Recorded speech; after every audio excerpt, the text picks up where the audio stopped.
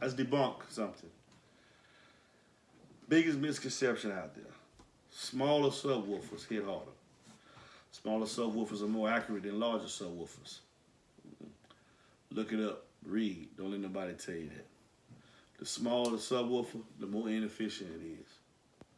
The smaller the subwoofer, the higher the FS in any performance level, whether it's entry, intermediate, or pro.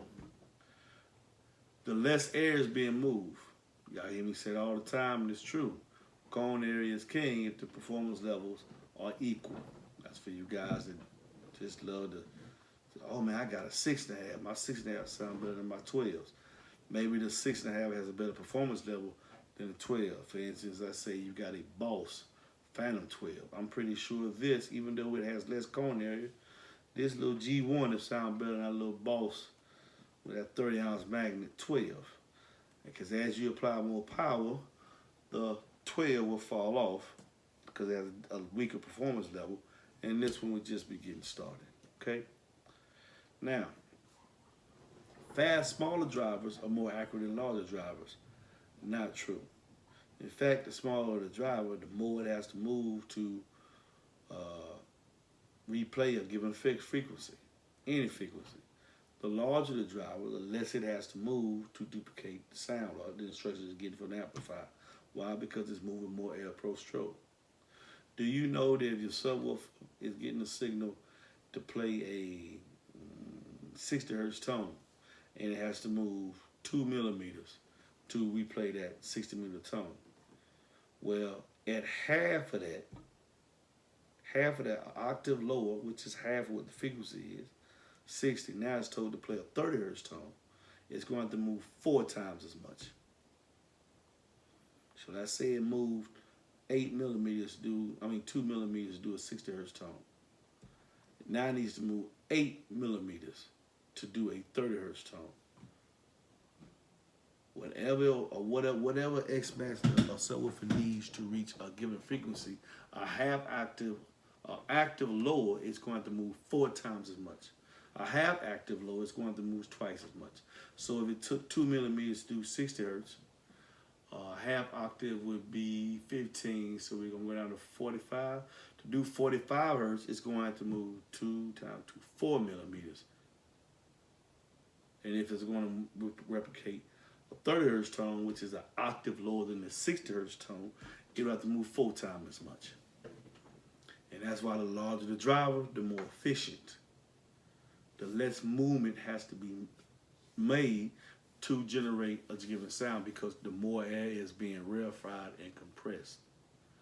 Do not let no one tell you that 6.5 inch subs can beat larger subs. If the performance level is not the same, it will not happen. Do you see guys going down there holding real records with 36 and 24 6.5?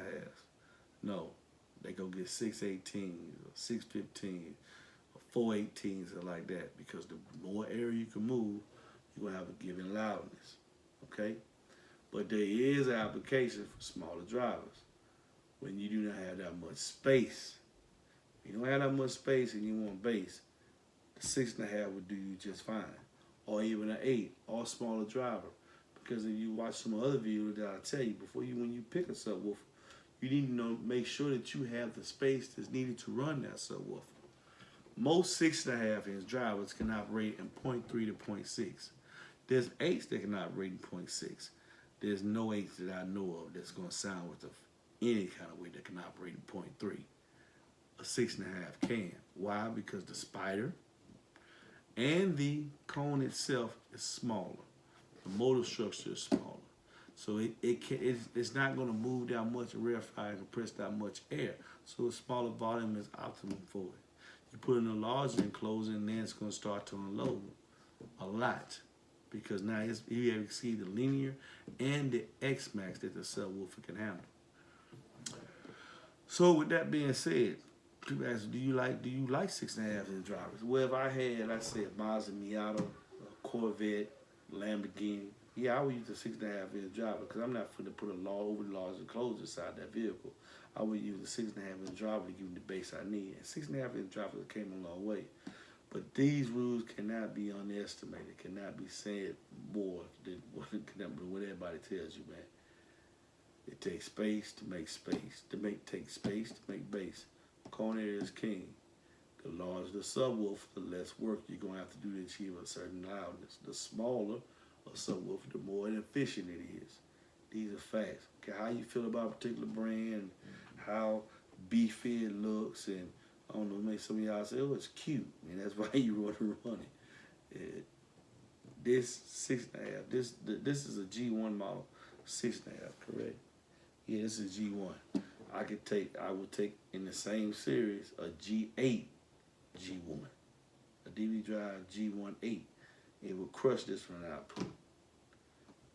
Likewise, I could take a DVD drive G110 and crush the 8 and the 6.5. Corner air is king. You want to try to use as much corner air as you can run in your application. Don't let nobody tell you no